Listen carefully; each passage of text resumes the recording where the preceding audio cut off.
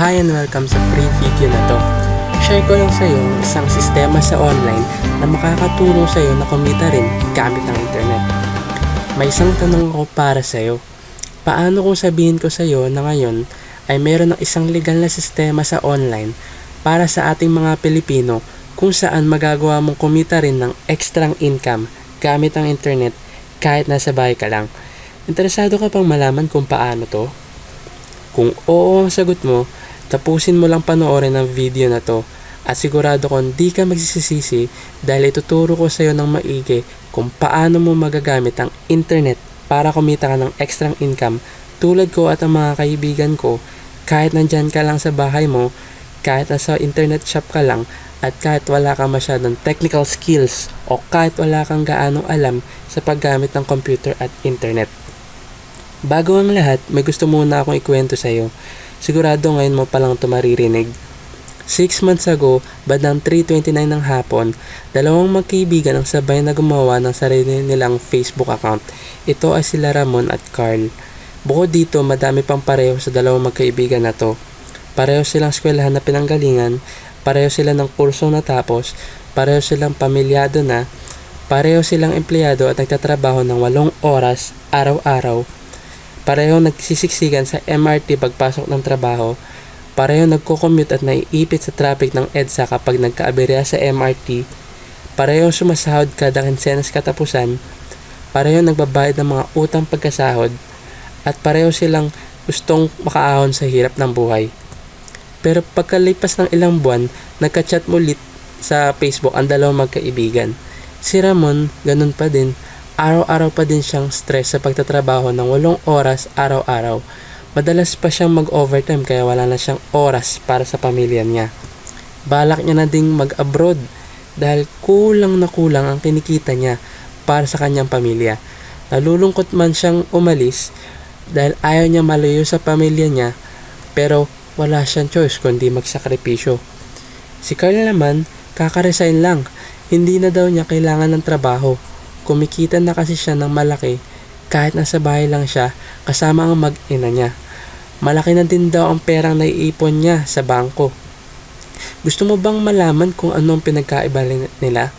Si Ramon gumagastos at nag-aaksaya lang ng oras sa tuwing nag-i-internet. Nakikipag-chat kung kani-kanino, nagla-like ng kung ano-anong mga post sa Facebook, nanonood ng videos, naglalaro ng online games at tinatanong si Simsimi kung ano-ano.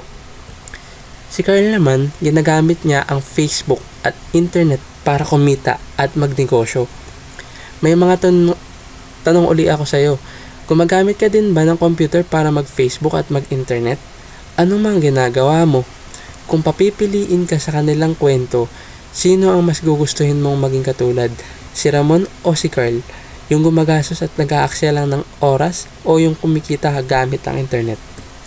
Kung gusto mo ding malaman kung paano po pagkakakita ng oras na ginugugol mo sa pag-internet, sundin mo lang ang simple instructions na ipapagawa ko at ituloy mo lang ang panonood mo. Hi, my name is Angelo Joseph Moreno. I'm a college graduate, online entrepreneur, eldest brother sa 3 magkakapatid, and also an internet user na kagaya mo. Kaya ako pinapakita sa iyo ang mga litrato na to ay para malaman mo na I'm a real person speaking to you. But this video is not about me because this video is about you at sa opportunity na pwedeng makatulong sa iyo. Alam mo rin ba na may 3 simpleng bagay lang naman ang kailangan mong gawin para makapagsimula ka na din kumita gamit ang internet? At ang maganda, yung isa ay meron ka na. Ano yun? Let me explain. Kani-kanina lang, nag-respond ka sa isang ad na nabasa mo dito sa internet. Ipinakita mo na gusto mo din kumita. Kita mo na, meron ka na nung isang requirements. Ano yun? Ang tawag dyan ay desire. Kaya mo pinanood ang video na to ay dahil meron kang desire na kumita ng extra income at pinakita mo na willing kang matuto para ikaw din ay kumita. Pwedeng hindi ka na kontento sa kasalukuyang income mo dahil sa tuloy-tuloy na pagtaas ng mga bilihin at pamasahe, tapos dagdagan mo pa ng malaking kaltas sa sahod dahil sa mga tax ng gobyerno. Pwede din na isa ka sa milyon-milyong Pinoy na hindi makapasok sa ina-applyang trabaho at ngayon ay naghahanap pa ng ibang pwedeng pagkakaitaan? Pwede din na OFW ka at gusto mong magdagdagan ng naiipon at naipapadala mo sa iyong pamilya. Pandagdag sa tuition, pandagdag sa mga gastusin. Pwedeng isa ka sa mga MLM networkers na sawang-sawa na sa isang katutak na rejections galing sa iba't ibang tao dahil hindi nila maunawaan kung gaano kaganda ang ino-offer mo. Pwede rin na isa ka sa mga real estate agents na hanggang ngayon ay nahihirapan na makakuha ng clients at sinubukan mo ring i-market ang offer mo online kagaya sa Facebook. Pwedeng isa ka rin sa mga taong gustong mag-umpisa ng isang online business pero natatakot ka dahil hindi mo alam kung paano mo i-promote ng mas effective ang offer mo sa dinami-daming competitors sa online. O kaya naman ay baka gusto mo lang talaga kumita ng extra income para mabili mo ang mga bagay na gusto mo o para makatulong sa mga magulang at pamilya mo. Hindi ko alam ang personal na dahilan mo, pero ang importante ay meron ka na ng isang requirement, desire. Pangalawang bagay na kailangan mo, simple lang, kailangan mo ng isang business. Para kumita ng extra income sa internet ay kailangan mo ng isang internet business. Una, desire. Pangalawa, internet business. At ang pangatlong kailangan mo, ito yung pinaka-importante sa lahat. Sasabihin ko sa iyo na hindi ka kikita sa internet nang wala nito. Pero bago ko sabihin itong pangatlong bagay na kailangan mo, pag-usapan muna natin kung paano ka magkakaroon ng isang internet business. Ang akala kasi ng marami ay kailangan ng malaking kapital para magkaroon ng isang internet business.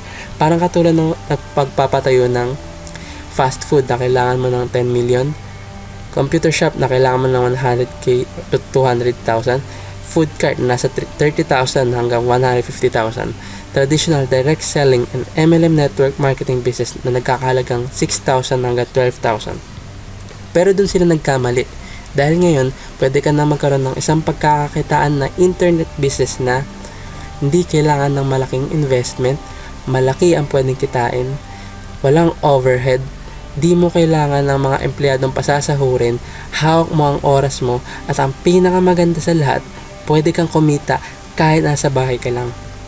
Magagawa mo ang mga to sa tulong ng isang maiksing video presentation na mapapanood mo sa susunod na website na ibibigay ko sa iyo. At malalaman mo rin ang pangatlong kailangan mo at ang pinaka-importante sa lahat para kumita ka rin ng extra income gamit ang internet. Register your name and email address below and get your free instant access now.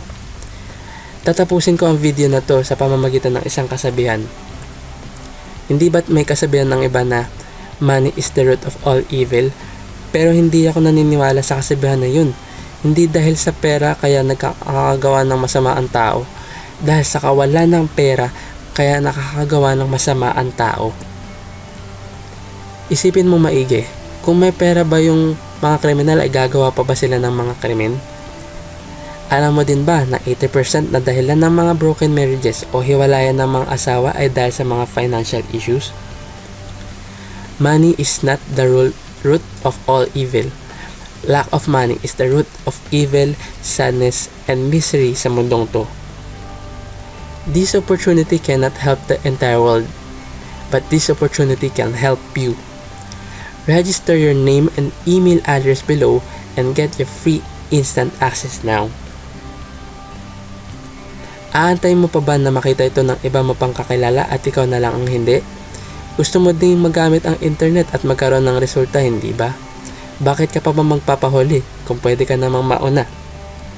Ang susunod na kailangan mo namang gawin is to register your name and email below.